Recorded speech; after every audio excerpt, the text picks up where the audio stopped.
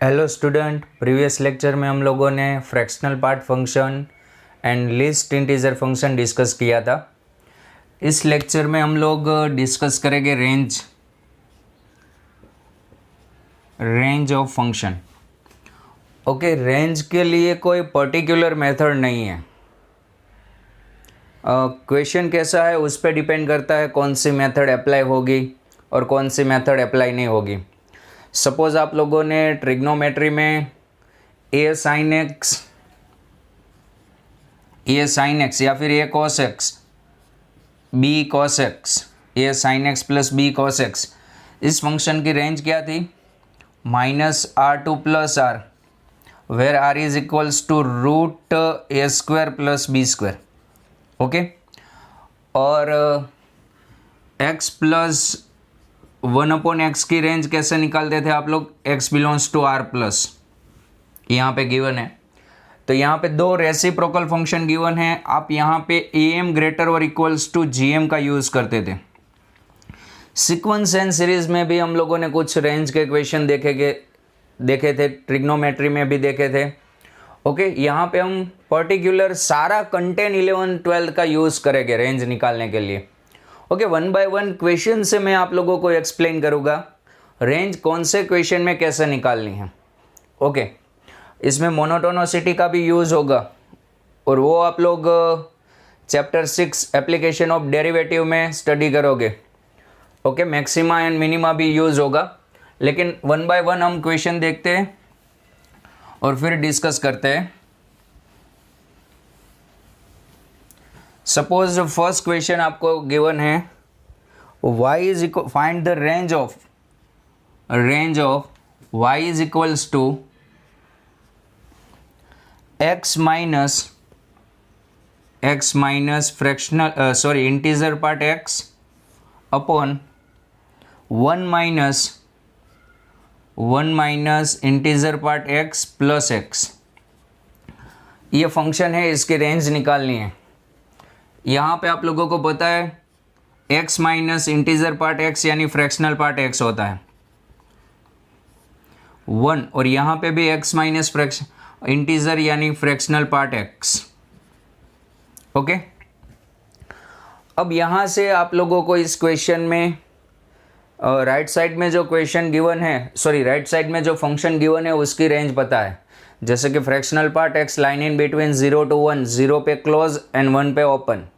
तो आप लोग यहाँ से इस टाइप के क्वेश्चन में क्या करोगे, जिस फंक्शन की रेंज पता है उसकी वैल्यू निकाल लो y के फॉर्म में। सपोज आप लोगों को फ्रैक्शनल पार्ट x की रेंज पता है, तो फ्रैक्शनल पार्ट x की वैल्यू निकालने के लिए क्रॉस मल्टीप्लाई कर दो, y plus y into fractional part x equals to fractional part x। Okay, अब यहाँ से y और right side fractional part x common 1 minus y, यानी फ्रैक्शनल पार्ट x की वैल्यू आएगी y upon 1 minus y, y upon 1 minus y. अब आप सब लोगों को पता है fractional part x lies in between 0 to 1, 0 to 1। Okay, यहाँ पे 0 लेस और equals to y upon 1 minus y less than 1। पहले ये इनइक्वालिटी सॉल्व करते हैं, y upon 1 minus y greater और equals to 0 implies y upon y minus 1 less और equals to 0। LHS and RHS में मैंने -1 से मल्टीप्लाई कर दिया। ओके, अब इसकी रेंज निकालने के लिए, y की वैल्यू निकालने के लिए न्यूमरेटर का 0 0 होगा और 0 इंक्लूड होगा और यहाँ पे 1 होगा, plus minus plus, y belongs to यहाँ पे 0 to 1। ओके, अभी एक और इनइक्वालिटी बाकी है यहाँ पे, y upon 1 minus y less than 1, y upon 1 minus y less than 1। यहाँ पे आप लोग क्रॉस मल्टीप्लाई नहीं कर सकते। क्यों? इनइक्वालिटी में आप लोगों को क्रॉस मल्टीप्लाई करने से पहले पता होना चाहिए जिस नंबर का या जिस वैल्यू का आप क्रॉस मल्टीप्लाई कर रहे हो वो पॉजिटिव है या नेगेटिव है। ओके, तो यहाँ पे आप कैसे सिंप्लीफाई करोगे? 1 को इधर लाओ LHS में, y upon 1 minus y minus 1 less than 0, y minus 1 plus y upon 1 minus y less than 0। यहाँ पे 2y माइनस 1 और y माइनस 1 यहाँ पे ग्रेटर देन 0 हो जाएगा, माइनस से मल्टीप्लाई भी कर दिया दोनों साइड। अब इसको सॉल्व करो वेविकोव मेथड यूज़ करके। यहाँ पे 1 और यहाँ पे हाफ दोनों ही इंक्लूड नहीं होंगे, plus minus plus x belongs to यहाँ पे minus infinite to half, minus infinite to half union 1 to infinite, 1 to infinite. अब इन दोनों वैल्यू का आप लोग इंटरसेक्शन लोगे, इन दोनों वैल्यू का, क्योंकि दोनों वैल्यू सेटिस्फाई होनी चाहिए। तो आप लोगों का इंटरसेक्शन आएगा, इन दोनों का इंटरसेक्शन ले लेना। इंटरसेक्शन आएगा आप लोगों का 0 to half, 0 to half. Okay, ये फर्स्ट मेथड थी रेंज निकालने की। अगर किसी फंक्शन की रेंज आप लोगों को पता है तो उस फंक्शन की वैल्यू निकाल लो। यहाँ पे y belongs to 0 to half, y क्या था? y यानी आंसर, आंसर यानी हाइट, हाइट यानी इमेज, और इमेज यानी रेंज। ओके, यानी ये आपकी रेंज आ गई। y की वैल्यू कहाँ से कहाँ है, यानी रेंज कहाँ से कहाँ है। इसकी मैक्सिमम वैल्यू होगी, मैक्सिमम वैल्यू यहाँ पे डिफाइन नहीं है, टेंस टू हाफ होगी, एग्जैक्ट हम लोग नहीं बता सकते, और मिनिमम वैल्यू होगी यहाँ पे 0, वो एग्जैक्ट है। ओके, नेक्स्ट क्वेश्चन पे बात करते हैं। ये वाला मेथड आप लोगों ने 11th में स्टडी कर लिया है। पता है क्वाड्रेटिक अपॉन क्वाड्रेटिक की रेंज कैसे निकालते थे? Quadratic equation upon quadratic equation, इसकी रेंज निकालने के लिए हम क्या करते थे? क्रॉस मल्टीप्लाई करते थे और x के फॉर्म में क्वाड्रेटिक बनाते थे, फिर डेल्टा ग्रेटर और इक्वल्स टू 0 रखते थे। आप लोग 11th की लेक्चर नोट्स में देख लेना। ओके, नेक्स्ट क्वेश्चन मोनोटोनोसिटी पे है, जबकि आपका वो टॉपिक अभी बाकी है, तो मैं थोड़ा एक्सप्लेन कर देता हूँ। मोनोटोनोसिटी यानी फंक्शन या तो इंक्रीजिंग होना चाहिए फंक्शन, या तो डिक्रीजिंग होना चाहिए। फंक्शन कंटिन्यूअस इंक्रीज करना चाहिए, इंक्रीज यानी left to right graph up जाना चाहिए, और डिक्रीज यानी left to right graph down होना चाहिए। ओके, उस फंक्शन को हम मोनोटोनिक बोल सकते हैं। जैसे कि sine is a non monotonic function, क्यों? क्योंकि उसका ग्राफ अप डाउन ऐसे हो रहा है। ओके, इस फंक्शन की रेंज आपको क्वेश्चन में पूछी है a टू b में। ओके, पूरा इंटरवल नहीं देंगे, a टू b में इसकी रेंज। सपोज यहाँ पे रेंज पूछी, यहाँ पे a, यहाँ पे b। ओके, ये हाइट कितनी होगी? ये हाइट f है और ये हाइट fb। फंक्शन इंक्रीजिंग है और a टू b में क्वेश्चन में आप लोगों को रेंज पूछी है, तो आप लोगों की रेंज आएगी fa टू fb। देखो यहाँ पे फंक्शन की मैक्सिमम वैल्यू fb है एंड मिनिमम वैल्यू fa है, और फंक्शन डिक्रीजिंग है, और a टू b में रेंज पूछी है आप लोगों को। a टू b में आपकी मिनिमम हाइट आएगी यहाँ पे आप लोगों की fb एंड मैक्सिमम हाइट आएगी आप लोगों की fa। यानी यहाँ पे आप रेंज लिख सकते हो minimum to maximum, minimum fb और maximum fa। Okay, increasing function यानी जैसे जैसे x की वैल्यू बढ़ती है वैसे ही y की वैल्यू भी बढ़नी चाहिए, उसे इंक्रीजिंग फंक्शन बोलते हैं, और उसका f' पॉजिटिव होता है। वो एप्लीकेशन ऑफ डेरिवेटिव में हम लोग डिस्कस करेंगे, यहाँ पे तो आप इतना नोट कर लो अभी। ओके, क्वेश्चन पे बात करते हैं। सपोज आप लोगों को क्वेश्चन दिया है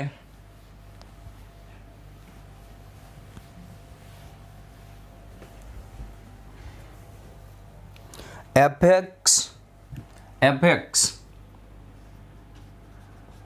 ई raise to x upon 1 plus integer part x greater और equals to 0।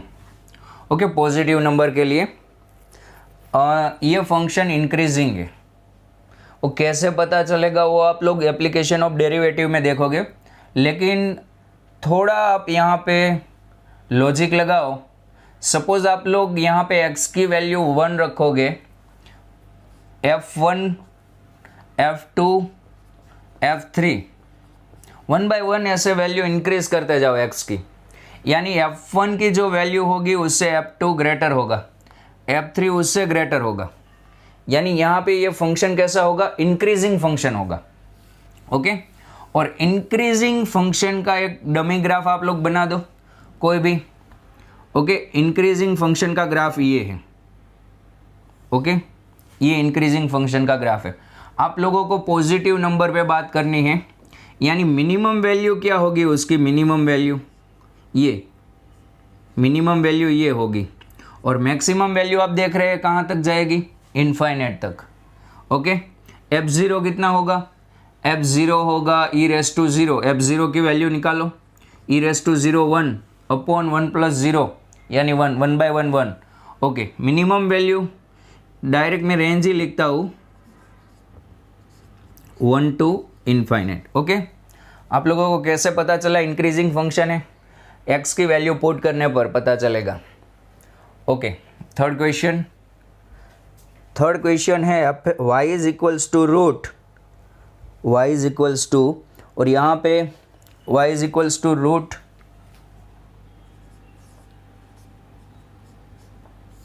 x minus 1 plus root 5 minus x. Okay, और ऐसे क्वेश्चन में आप लोग पहले डोमेन निकाल लो। सर यहाँ पे तो आपने डोमेन नहीं निकाला, यहाँ पे ज़रूरत ही नहीं थी। जब भी रूट, इनवर्स, ट्रिगो ऐसे फंक्शन दिखे आप लोग दिखे, पहले आप डोमेन निकालो। ओके, पहले डोमेन निकालते फिर रेंज निकालेंगे। ओके, ये क्वेश्चन भी मैक्सिमा मिनिमा का है जो आप लोग एप्लीकेशन ऑफ डेरिवेटिव में स्टडी करोगे। ओके, मैंने क्या बोला, जब भी रूट, लॉग, इनवर्स, ट्रिगो ऐसे फंक्शन दिखे, रेंज निकालने से पहले आप लोग डोमेन निकाल लिया करो। ओके, डोमेन, क्योंकि रेंज कैसे मिलती है, 1 बाय 1 एक्स की वैल्यू पुट करने पर। ओके, डोमेन निकालने के लिए x minus 1 should be greater और इक्वल्स टू 0, यानी x ग्रेटर और equals to 1, x belongs to 1 to infinite, and 5 minus x less और इक्वल्स टू 0, x लेस और इक्वल्स टू 5, यानी यहाँ पे x belongs to minus infinite to 5। Okay, अब इन दोनों का इंटरसेक्शन, इन दोनों इंटरवल का इंटरसेक्शन, ये 1 टू इनफाइनाइट और ये माइनस इनफाइनाइट टू 5, यानी यहाँ पे आपका फंक्शन अब डिफाइन होगा ऐसे, f x is equals to root x minus 1 plus root 5 minus x, और यहाँ पे इंटरवल होगा आपका 1 टू 5, इन दोनों का इंटरसेक्शन आएगा 1 टू 5। Okay, 1 to 5। ओके, अब नोट लिख लो एक।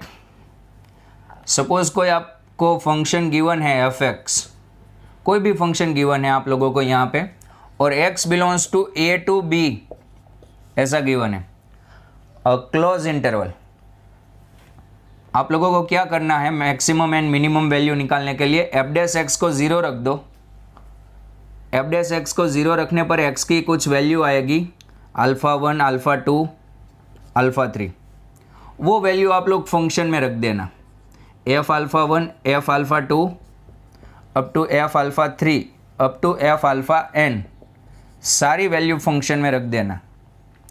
और ये एक्सट्रीम वैल्यू यानी लास्ट वैल्यू है वो भी फंक्शन में रख देना।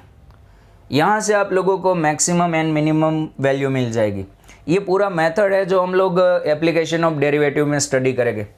अभी के लिए तो आप सिर्फ इतना नोट कर लो, फंक्शन है, क्लोज इंटरवल दिया है, क्या करना है, ये दोनों वैल्यू तो फंक्शन में ही रखनी है, और एक्स्ट्रा कौन सी वैल्यू रखनी है, f dash x equals to 0 रखने पर हमें जो वैल्यू मिलती है वो भी फंक्शन में रखनी है। ओके, कोई भी फंक्शन हो और क्लोज इंटरवल हो, आप ये वाला मेथड रेंज निकालने के लिए अप्लाई कर सकते हो। ये देखो पूरे क्वेश्चन नहीं है, ये फर्स्ट क्वेश्चन, सेकंड क्वेश्चन, ये मेथड है 1 बाय 1 रेंज निकालने के। ओके, ये नोट कर लो। ओके, अब हम लोग बात करते हैं इस क्वेश्चन पे। इस क्वेश्चन में मैंने पहले डोमेन निकाला, वो आप लोगों को समझ में आ गया मैंने क्यों डोमेन निकाला। ओके, अब जैसे कि मैंने आप लोगों को मेथड अभी एक्सप्लेन किया, इसकी रेंज निकालने के लिए मैं इसको डिफ्रेंशिएट करने वाला हूँ। F dash x is equals to 1/2 root x minus 1 minus 1/2 root 5 minus x. For local minima and local maxima के लिए आप लोग f dash x equals to क्या रख दो, 0 रख दो, यानी ये दोनों इक्वल हो जाएंगे। 1/रूट x minus 1 equals to 1/2 root 5 minus x. 2 cancel, दोनों साइड रेसिप्रोकल कर दो और स्क्वायरिंग कर दो। यहाँ पे x माइनस 1 5 माइनस एक्स और 2x इज इक्वल्स टू 6, यानी x इज इक्वल्स टू 3, और ये वैल्यू इस इंटरवल में होनी चाहिए वो। ओके, यहाँ पे 1 और 5 तो है, क्लोज ओपन में होनी चाहिए। ओके, लोकल वैल्यू के लिए ये वैल्यू इसके ओपन इंटरवल में होनी चाहिए। ओके, अब 1 बाय 1 ये वैल्यू निकालो। f3 पहले तो आप लोग ये यहाँ पे रख दो, f1 फिर f3 फिर f5। ओके, f1 निकालोगे आप लोग यहाँ पे root 1 minus 1 plus root 5 minus 1। Okay, ये 0 और root 4 2। f3 3 minus 1 3 minus 1 plus 5 minus 3 5 minus 3। Okay, 3 minus 1 root 2, ये भी रूट 2, सॉरी 3 माइनस 1 2 होगा लेकिन स्क्वायर रूट है इसलिए रूट 2, और ये भी 2 होगा इसका आंसर, और स्क्वायर रूट यानी रूट 2 रूट 2 रूट 2 2 रूट 2। 5 रख दो, 5 रखने पर 5 माइनस 1 5 माइनस 5 5 माइनस 5, ये 0 और ये 2। ओके, मिनिमम वैल्यू, इन सब में मिनिमम वैल्यू कौन सी है, यहाँ पे रेंज क्या आएगी, f की रेंज। मिनिमम वैल्यू लिखो सबसे पहले, मिनिमम वैल्यू यहाँ पे 2 है, मिनिमम वैल्यू यहाँ पे 2 है एंड मैक्सिमम वैल्यू यहाँ पे 2 रूट 2 है। ओके, सपोज आप लोगों का एफ डैश एक्स पॉजिटिव आ गया, यहाँ पे डिफ्रेंशिएशन 0 रखने पर x की कुछ वैल्यू आई। कभी कभी ऐसा होगा कि एफ डैश एक्स पॉजिटिव आ जाएगा, पॉजिटिव आ जाएगा यानी f is a increasing function, और इंक्रीजिंग फंक्शन के बारे में मैंने थोड़ी देर पहले डिस्कस किया था। If f is a increasing function then f1 is a minimum value and f5 is a maximum value, यहाँ पे मैंने डिस्कस किया था। और एक बात और, F dash x less than 0 आ गया, नेगेटिव आ गया, तो फंक्शन डिक्रीजिंग फंक्शन होगा, और डिक्रीजिंग फंक्शन के लिए यहाँ पे आप लोगों को मैक्सिमम वैल्यू मिलेगी और यहाँ पे मिनिमम मिलेगी। ओके, नोट कर लो ये। Okay student, next question, y is equals to log 3x square minus 4x 3x square minus 4x plus 5। Okay, थोड़ी देर पहले मैंने आप लोगों को एक्सप्लेन किया, log ITF और रूट ऐसे क्वेश्चन में पहले आप लोग डोमेन निकाल लो। ओके, डोमेन निकालने के लिए log fx base gx question में गिवन है, देन fx पॉजिटिव होना चाहिए, gx भी पॉजिटिव होना चाहिए and gx is not equals to 1। यहाँ पे log का डोमेन क्या होगा, log का डोमेन, इस क्वाड्रेटिक इक्वेशन की जो रेंज होगी वो log का डोमेन होगा, पता है आप लोगों को। इसलिए मैं पहले इसकी रेंज निकालता हूँ। इसकी रेंज में कोई नेगेटिव नंबर है तो हम सब्सट्रैक्ट कर देंगे, क्योंकि log नेगेटिव नंबर एक्सेप्ट नहीं करेगा। यहाँ पे x की वैल्यू आप रखोगे, उसका आंसर क्वाड्रेटिक इक्वेशन देगी, और क्वाड्रेटिक इक्वेशन जो आंसर देगी वो log का डोमेन होगा। इसलिए पहले हम इसकी रेंज निकालते हैं। ओके, इसकी रेंज, क्वाड्रेटिक इक्वेशन की रेंज क्या थी? -d/4a to infinite. ओके, ये फॉर्मूला हम 11th में यूज़ करते थे। चलो यहाँ पे -d यानी 4ac, d यानी b² - 4ac, यानी यहाँ पे 4ac - b² upon 4a to infinite. Okay, 4e, e यानी 3, 4 इंटू 3, और c की वैल्यू 5 माइनस b² यानी 16, 4 यहाँ पे 12 इनफाइनेट। ओके, यहाँ पे 4 3 12, 12 इंटू 5 16, सॉरी 12 इंटू 5 60, 60 माइनस यहाँ पे 44 अपॉन 12, 44 अपॉन 12 टू इनफाइनेट, और यहाँ पे आपका आंसर आएगा, 4 कैंसिल कर दो, 11/3 टू इनफाइनेट। ओके, क्वाड्रेटिक की रेंज में कोई नेगेटिव नंबर नहीं है, यानी ये पूरी रेंज एक्सेप्टेबल होगी। अब ये log का क्या होगा? डोमेन होगा। ओके, अब आप लोग log यहाँ पे बेस e है, पता है, और logarithm is a increasing function when base is greater than 1, यानी इंक्रीजिंग फंक्शन है यहाँ पे। ओके, और इंक्रीजिंग फंक्शन में मैंने क्या बोला था, आप लोगों को कहाँ से कहाँ में देखना है, ये अब log का क्या हो गया? डोमेन। आप लोगों को 11/3 से ये वैल्यू 1 होती है, 11/3 से इनफाइनेट में देखना है, यानी आपका ग्राफ, इस ग्राफ में मैक्सिमम एंड मिनिमम वैल्यू देखनी है आप लोगों को। ओके, तो मिनिमम वैल्यू ये होगी। अब ये वैल्यू कैसे निकालोगे? ये इस फंक्शन में रख दो, और ये फंक्शन कौन है? log, यानी मिनिमम वैल्यू होगी, minimum value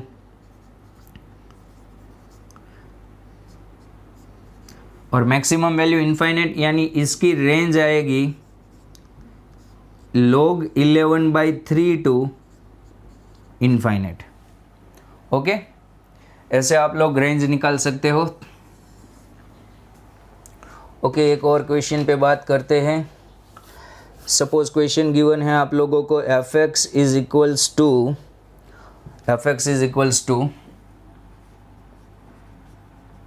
1/mod sin x plus 1/mod cos x। Okay, इसकी रेंज निकालने के लिए मैंने क्या बोला था, कभी आप लोगों को दो रेसिप्रोकल फंक्शन दे, यहाँ पे रेसिप्रोकल तो नहीं है, लेकिन फिर भी यहाँ पे आप इस इनइक्वालिटी का यूज़ कर सकते हो, am ग्रेटर और इक्वल्स टू gm। अच्छा, कौन से दो नंबर? ये आपका a होगा और ये आपका b। am क्या होगा? a plus b/2, a plus b/2। Positive number के लिए आप इसका यूज़ करके रेंज निकाल सकते हो। देखो, ये भी पॉजिटिव है और ये भी पॉजिटिव है। 1/mod sin x plus 1/mod cos x upon 2 greater और इक्वल्स टू इन दो नंबर का gm root 1/mod sin x into mod cos x। Okay, ये होगा। ओके, अब यहाँ से हम लोग 1/mod sin x plus 1/mod cos x greater और इक्वल्स टू 2 यहाँ पे मल्टीप्लाई कर दो और स्क्वायर रूट में वो 4 हो जाएगा, यानी यहाँ पे 4/mod sin x into cos x, mod sin x into cos x। अब 2 से मल्टीप्लाई कर दो, 1/mod sin x plus 1/mod cos x greater और equals to 8/mod sin 2x okay 1/mod sin x plus 1/mod cos x greater और equals to यहाँ पे 8 का square root 2 mod cosec 2x okay cosec 2x की minimum value क्या होती है? cosec 2x की मिनिमम वैल्यू यहाँ पे ये फंक्शन बड़ा होना चाहिए। बोलो cosec 2x की मिनिमम वैल्यू 1 होती है, यानी इसकी मिनिमम वैल्यू आएगी 2√2। ओके मैंने क्यों मिनिमम वैल्यू सोची? क्योंकि सपोज़ यहाँ पे आप लोग मिनिमम वैल्यू रख देते हो यानी 2√2 आया, यानी इसकी मिनिमम वैल्यू 2√2 हो जाएगी। यानी यहाँ पे आप लोग रेंज लिख सकते हो, रेंज 2√2 टू इनफाइनेट। क्या लिख सकते हो? 2√2 to infinite. Okay next question, fx is equals to 1/π fx is equals to 1/π tan inverse x plus sin inverse x plus okay पहले इतना ही डिस्कस करते हैं। सोचो पहले मैंने क्या बोला था, डोमेन निकालो। यहाँ पे x की कोई भी वैल्यू चलेगी tan इनवर्स में, और यहाँ पे x की कौन सी वैल्यू चलेगी? -1 टू +1 -1 टू +1 ओके अब डोमेन क्या होगा? डोमेन यहाँ पे होगा -1 टू +1 ओके अब इसकी रेंज निकालने के लिए मैं इसको डिफ्रेंशिएट कर देता हूँ। f' is equals to 1/π tan inverse का डिफ्रेंशिएशन 1/1 + x² और sin इनवर्स का डिफ्रेंशिएशन 1/√1 - x²। सर डिफ्रेंशिएशन क्यों किया? मैंने क्या बोला था? क्लोज इंटरवल है, फंक्शन है, क्या करो? डिफ्रेंशिएशन। डिफ्रेंशिएशन कभी ज़ीरो नहीं होगा, ऑलवेज पॉजिटिव होगा। क्या होगा? पॉजिटिव। पॉजिटिव होने पर f is a increasing function. f is a increasing function. If f is a increasing function then minimum value क्या होगी? मिनिमम वैल्यू क्या होगी? मिनिमम वैल्यू फंक्शन की क्या होगी? f-1 ओके वो आप लोग निकाल लेना। और मैक्सिमम वैल्यू क्या होगी? मैक्सिमम वैल्यू f1 वो भी आप लोग निकाल लेना। पहले यहाँ पे -1 रख देना, फिर +1 रख देना। कॉपी करो और ये वैल्यू निकालो।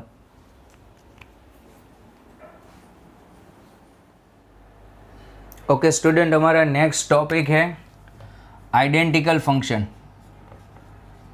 आइडेंटिकल फंक्शन और इक्वल फंक्शन। दो फंक्शन इक्वल कब होते हैं या फिर आइडेंटिकल कब होते हैं? उसकी first condition, domain of f equals to domain of G। Second condition, range of f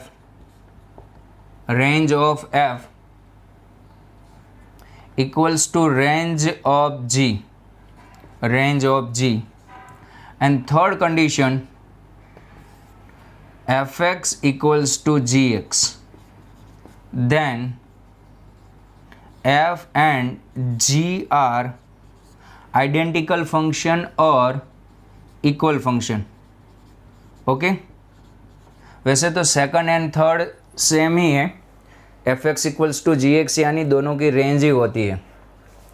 okay अगर कोई भी दो फंक्शन इन तीन कंडीशन को सेटिस्फाई कर लेता है तो वो दोनों इक्वल फंक्शन हो जाते हैं। ओके कुछ एग्जाम्पल से हम लोग स्टार्ट करते हैं, किसे इक्वल फंक्शन बोलते हैं किसे नहीं बोलते। ओके फर्स्ट एग्जाम्पल है आपका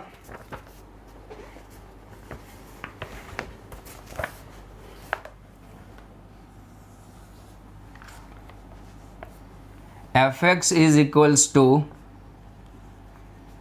log 25 base x square और gx is equals to log 5 base x, 5 base x. Okay, आप लोगों को सिंप्लीफाई नहीं करना है, पहले डोमेन निकालो फिर सिंप्लीफाई करो। अच्छा, इसका डोमेन निकालने के लिए यहाँ पे पॉजिटिव नंबर चाहिए, वो तो ऑलरेडी गिवन है। ये पॉजिटिव चाहिए, एक्स स्क्वायर पॉजिटिव चाहिए और एक्स स्क्वायर की वैल्यू 1 नहीं होनी चाहिए। यानी यहाँ पे एक्स स्क्वायर कब पॉजिटिव होता है? एक्स स्क्वायर ऑलवेज पॉजिटिव होता है except x is not equals to 0। Okay, और यहाँ से कौन सी वैल्यू नहीं चलेगी? +1 एंड -1। ओके, यानी इसका डोमेन आया, f का domain r -0 1 -1। Okay, r -0 1, -1। Okay, अब इसका डोमेन निकालते हैं। इसका डोमेन निकालने के लिए ये पॉजिटिव चाहिए, ये पॉजिटिव ही है, यहाँ पे भी पॉजिटिव चाहिए, x ग्रेटर देन 0 और x is not equals to 1। यानी यहाँ पे डोमेन आएगा dg, क्या आएगा? Domain of g r minus नहीं, पॉजिटिव नंबर आएगा यहाँ पे, तो r प्लस -1, r प्लस में से 1 निकाल दो। ओके, देखो यहाँ पे डोमेन ही सेम नहीं है तो ये फंक्शन इक्वल नहीं हो सकता। f and g are not equal function. और क्वेश्चन में आप लोगों को ऐसा भी पूछ सकते हैं, ये दोनों फंक्शन इक्वल कब होते हैं? तब आप लोग इन दोनों के डोमेन का इंटरसेक्शन ले लेना, x की उस वैल्यू के लिए दोनों फंक्शन इक्वल हो गए। क्योंकि यहाँ पे फॉर्मूला तो सेम ही है। देखो कैसे सेम है, log 25 को आप 5 स्क्वायर लिख सकते हो, इसको x स्क्वायर, यहाँ पे आगे 2 और यहाँ से आगे 2, log 5 बेज x। देखो f(x) इक्वल्स टू gx ही है, यानी रेंज तो दोनों की ऑलरेडी सेम ही है। अब जब दोनों का डोमेन सेम हो जाएगा तब दोनों फंक्शन सेम हो जाएंगे। अच्छा, आप लोगों को क्वेश्चन में ये पूछा हो कि दोनों फंक्शन सेम कब होंगे, तो आप लोगों को दोनों का डोमेन सेम करना है। और डोमेन कैसे सेम होगा? दोनों का इंटरसेक्शन लेने पर। यहाँ पे तो आप लोगों को लिखना है f and g are not equal function, equal function. Okay, second,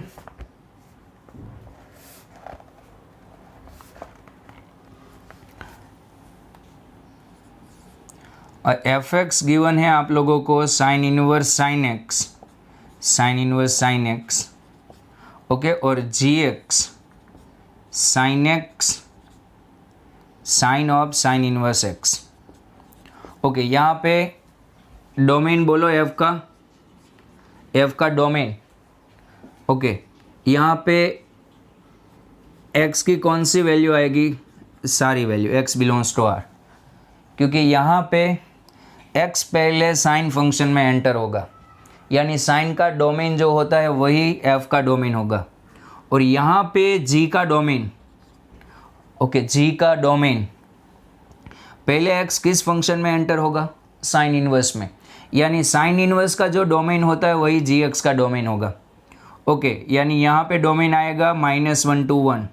पता है साइन इनवर्स का डोमेन -1 to 1 होता है। यहाँ पे डोमेन ही सेम नहीं है, रेंज डिस्कस करेंगे ही नहीं हम लोग। अगर आप लोगों को रेंज डिस्कस करनी है, रेंज इसकी अप्लाई होती है और डोमेन इसका अप्लाई होता है। यहाँ पे लास्ट में आंसर कौन देगा? साइन या साइन इनवर्स? Sine inverse. और साइन इनवर्स कहाँ से कहाँ तक आंसर दे सकता है? -π/2 to +π/2, -π/2 to +π/2। और यहाँ पर भी लास्ट में आंसर कौन देगा? साइन। और साइन का आंसर कहाँ से कहाँ आता है? -1 to +1।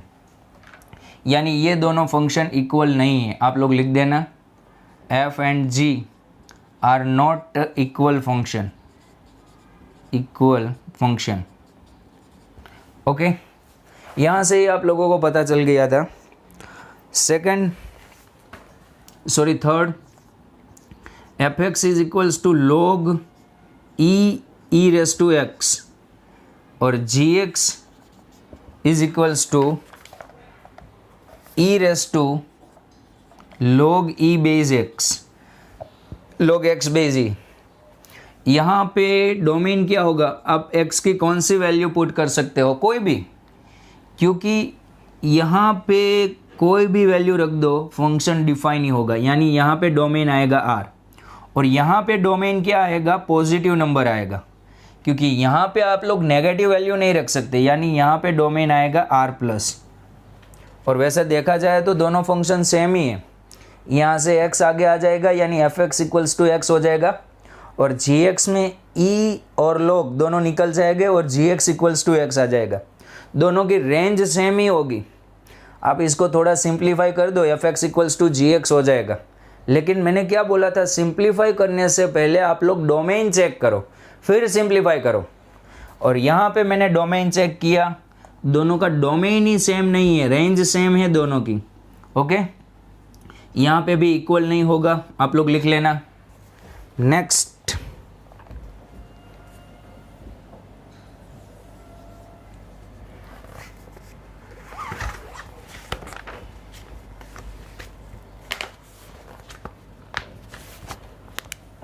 F x is equals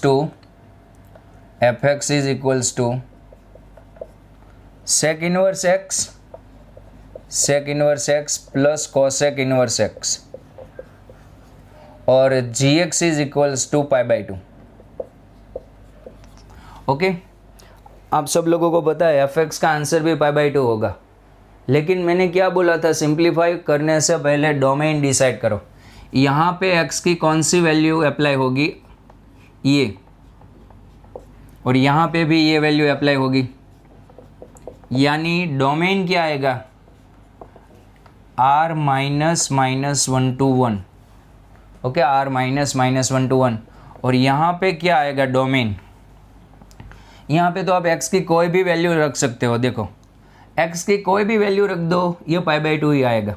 suppose यहाँ पे आपने हाफ रख दिया, sec inverse half is not defined, इसलिए मैंने बोला सिंप्लीफाई करने से पहले डोमेन निकाल दिया करो। रेंज तो दोनों की सेम ही है, f x equals to sec inverse x plus cosec inverse x का आंसर पाई बाई 2 ही होता है, लेकिन डोमेन सेम नहीं है, यानी दोनों फंक्शन इक्वल नहीं है। Okay, next, f x is equals to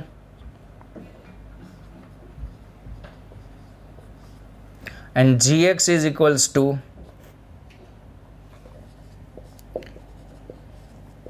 ये कर्ली ब्रैकेट जो है वो फ्रैक्शनल पार्ट फंक्शन है and square bracket integer part function है। ओके, डोमेन बोलो दोनों का, x की कौन सी वैल्यू आप लोग यहाँ पे पुट कर सकते हो, कोई भी वैल्यू पुट कर दो, फंक्शन डिफाइन होगा ही। ओके, अब रेंज निकालते हैं, फंक्शन की रेंज निकालते हैं।